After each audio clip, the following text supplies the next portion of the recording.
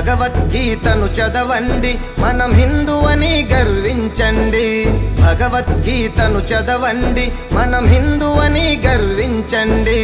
జయ జయ జయ హో భగవద్గీత ప్రతి మనిషి చదవాల్సిన గీత జయ జయ జయ హో భగవద్గీత ప్రతి జీవికి పరమార్థము గీత జయ జయ జయ హో భగవద్గీత ప్రతి మనిషి చదవాల్సిన గీత జయ జయ జయ హో భగవద్గీత ప్రతి జీవికి పరమార్థము గీత భగవద్గీతను చదవండి మనం హిందూ అని గర్వించండి ధర్మము నశించి